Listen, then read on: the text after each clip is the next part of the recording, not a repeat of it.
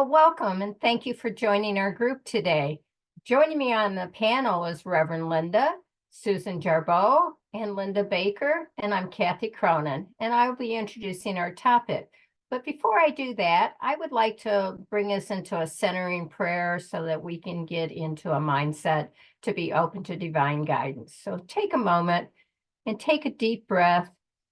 Bring it in deep into your lungs and exhaling, letting go of any stress or distractions or anything that's just pulling you away from being centered into what the Spirit is here to bring us about. And we take another breath in and we release that, releasing the tension in our necks and our shoulders and our back, and just feel our body becoming free and uninhibited and open to the divine that is within us and all those around us. And we thank you, God, for this opportunity to share this wisdom, to share this knowledge, to be able to join together and get a moment of divine enlightenment. And we are grateful for this opportunity. Amen. So today I'm doing a topic called An Upside Down World. And this was written by Kelly Robbins, who has written a book called Trust Your Next Step, Creating the Confidence to Cut Fresh Tracks. She's an ordained minister with the Center for Spiritual Living, which is Science of Mind. In Unity, we recently had a discussion about the difference between Unity and Science of Mind, and they're both premise of new thought thinking. Science of Mind does more of their teachings from Ernest Holm. We do ours with Fillmore, and have Unity has more of a connection to bringing Bible quotes and using that type of thing. But I thought this was a very interesting little article about things in our lives that can be upside down. And so I thought I wanted to share this and share our perspective on it. So let me start with her opening story in this article. So, when I was young and couldn't fall asleep, I'd flip upside down on the bed. I ceremoniously put my feet where my head belonged, placed my pillow by the footboard, and untucked the blanket so I could wiggle underneath. Miraculously, sleep came instantly. From this upside down vantage point, the room looked and felt completely different. Something about my energy changed by being at the foot of the bed. The change allowed me to become peaceful enough to sleep. Now, when I can't fall asleep, I move to my spare bedroom rather than making my husband sniff my feet all night. Switching room breaks my mind and body out of their stuck space, allowing sleep to come quickly. Completely changing my worldview, like shifting my sleep position, allows me to see and experience life from a new perspective. Everything feels different and looks different.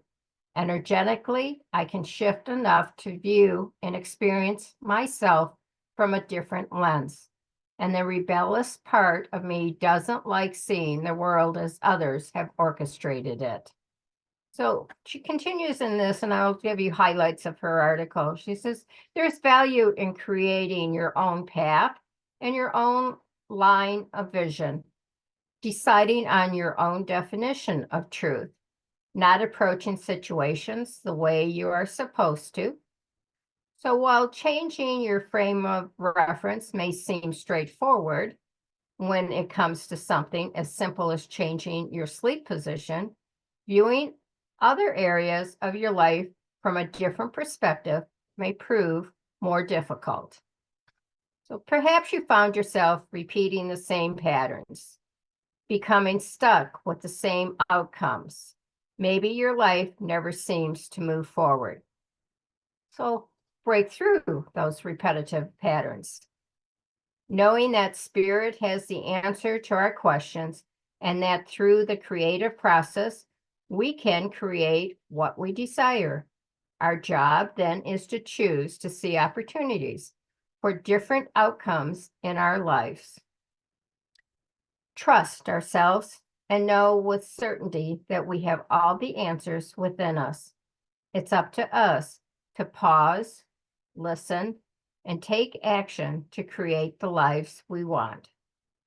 If you want something you've never had, you have to do something you've never done.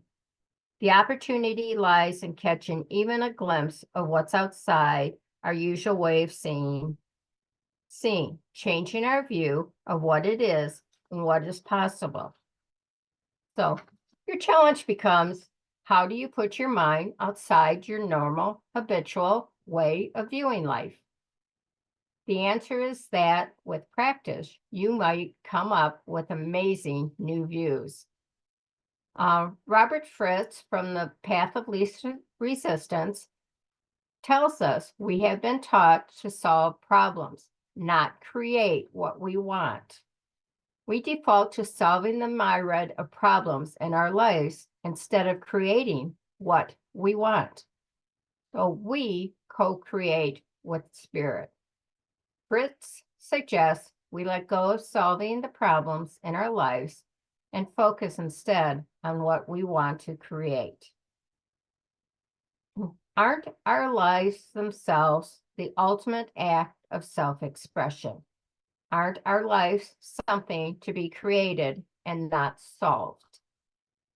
So most of us default to all the reasons we can't or shouldn't do something. A more positive way to approach life is by asking how we can or why we should. So intention can help us discover a different lens than the one we're often used. We can create our desires rather than fixing what isn't working. The easiest thing to do is simply turn ourselves upside down to see things from a different perspective. So let's begin with, start by getting yourself into a meditative, peaceful state. Settle yourself into these two truths. First, all ideas come from spirit. Open yourself, then expect to receive information. What you are seeking is within you, not outside of you. Second, settle into clarity on what you want to create. So, and an example that she gives in her article is, suppose you need more money to pay for a retreat. Imagine yourself in that retreat. Ask yourself how you can be part of that result in that retreat. How you can create a life that allows you to pay your bills and have extra for things like retreats. What experiences do you want from the retreat? How do you envision you will be different afterward? Then let go of the retreat and be open to how those experiences appear in your life, including possibly letting go of any attachment to the retreat itself. Sounds simple, doesn't it? Well, sometimes it can be difficult to even know what we want or when to begin. So find your path to creativity. Many cultures use rituals and rites of passage to encourage personal insights. So prayers and affirmation is a way of doing creativity. These rituals can break through our conditioned thinking and repetitive daily thoughts. The interruption makes room for us to ask different questions, to see and experience the world using a different lens. So research shows that the part of our personality that drives creativity is openness to experiences, to engaging, and saying yes to opportunities. Examine things from all angles rather than accepting things at face value. Test different options to see what is best. Seeing your world from upside down requires creativity. Doing things differently than you have in the past means you must go against the norm. It may feel uncomfortable. Questioning, creating, and viewing life upside down will become more natural, even instinctual, in time. There's a Zen saying, the world is upside down. This means the way we have been looking at the world is opposite of what it really is.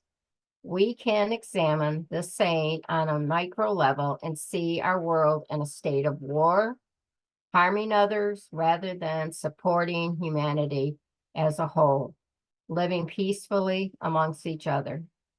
And on the micro level, we look at when we struggle in our own lives. So the micro is what's in our own personal lives, not the global.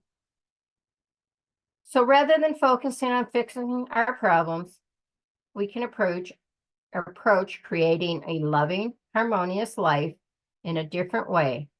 Ask yourself, what would the problem look like upside down?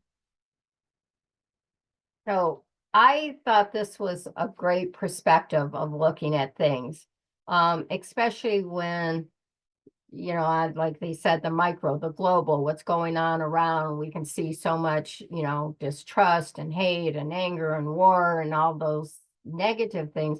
And if we turn it upside down and look at how humanity and the heart of things is going on and see those places where people are doing good, where those are out there helping, and how I in my own self can create that world that I want to see, that I have that vision that I can do it.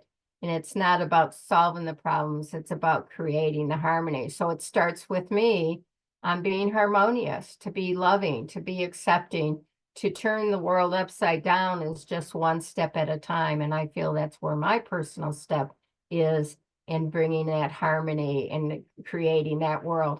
Seeing, visioning, vision boards work wonderful because it helps you to see what, for me, it helps me to see what I want to create my life. I don't want to just exist and be a victim in it.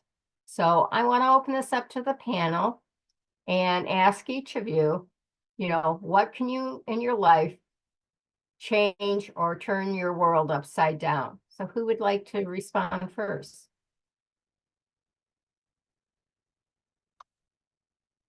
Well, I definitely can. When you were talking about this, you kind of reminded me of a methodology for goal setting. If there's something that you want, think about when you want it. If you want the college degree, when do you want to get it? And if you want it in 5 years, then what do you have to have completed in 4 years, and then 3 years, and then 2 years? And you're kind of working the whole thing backwards. And you talked about visualizing what it'll be like when you have it. And that reminded me of one of my coping strategies when I'm doing something that is way outside my comfort zone. Instead of letting myself get real anxious about what am I going to do, what's this going to be like, I start visualizing how good it will feel when it's over, when it's all complete, when I have done this and I can put it on my resume or whatever. And that helps me to deal with the anxiety, with any concerns I might be having. If I'm having a problem of being stuck in old self-defeating thinking, which that happens, then not so much turning things upside down, it's doing them backwards. Like I'll brush my teeth with my left hand instead of my right hand, and it makes me kind of focus differently, and it changes the way that I'm looking at things, the way that I'm doing things. I might cook dinner for breakfast, and do something that'll take me out of regular routines. One of my favorite things to do if I'm looking for inspiration or trying to find a way to start a creative project is to not consciously think about it at all. Um, and go on about my day. And throughout the day, if ideas come to me, and they always do, because ideas come through me, I'll write them down. And by the end of the day, I usually have exactly what I was looking for. One more note before I turn it over to the rest of the panel. I have found, and I don't know if it's age or what, but I'm having more and more trouble reading upside down than I ever used to. I'm working with jewelry at where I volunteer, and I'm always looking through the little lens to see what that thing is on it. And if it's upside down, it could be a foreign language, but when I turn it over, it's so clear. So I thought that was amusing, and I would add that. Thank you for letting me share.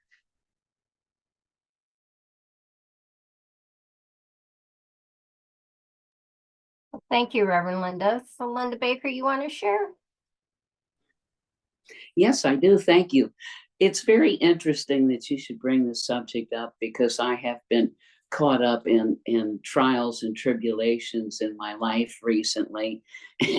and I sit and I look at them and I think, what would my ancestors do?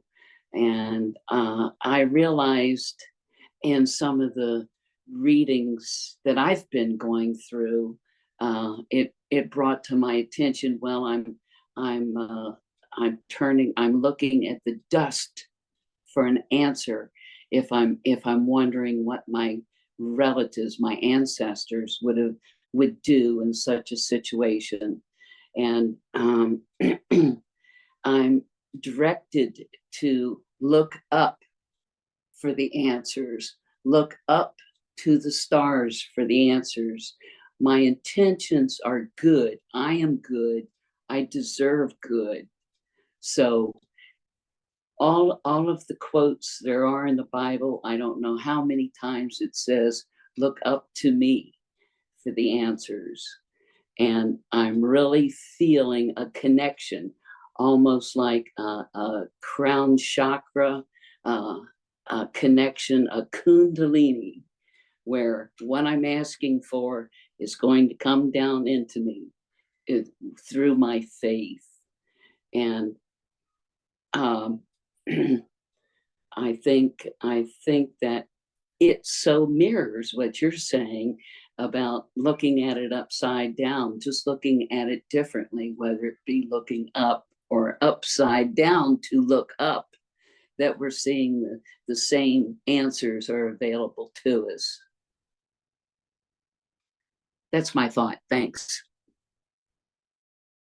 Well, thank you, Linda. So Susan, what do you have to share? Well, you spurred a lot of mental thinking. And so I have several things I'd like to share with you. I don't know how organized I'll be. First, when we talk about problems that we face, one of the things I have found helpful is to remind myself of what a problem is. And a problem is a gap between the present state of affairs and the desired state of affairs. And that's where I really liked your idea of visualization.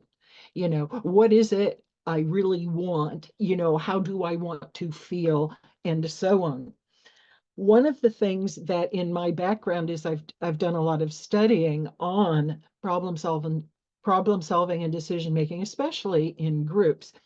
And interpersonally, you have, I'm sure you all have observed this, that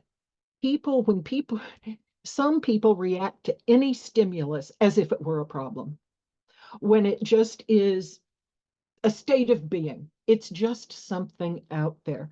And our brains do want to solve problems, and that's not bad. That's not bad at all. But sometimes we overthink situations and we consider potential problems as present problems. Something that hasn't even happened yet is a problem. Now, we do have to look for unintended consequences and side effects, and we all know what happens when we don't. This is where ecological disasters come from, because people don't look at potential consequences. But how much time are you going to spend on that? And so I think thinking about now, is this really a problem?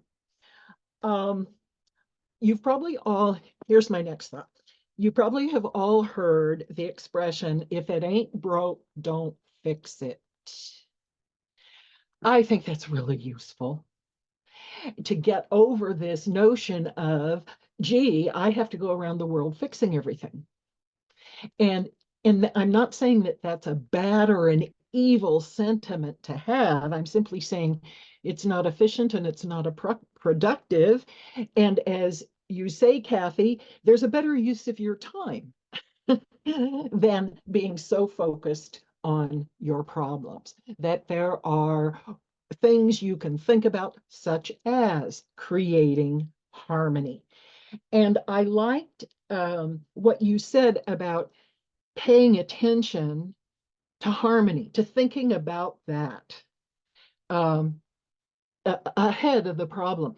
I saw a woman at Walmart who, not Walmart, I beg your pardon. It was Best Buy. We were both in line to check out, and she had this t-shirt I loved. It said, "Do God first." And I just thought that was the greatest t-shirt ever.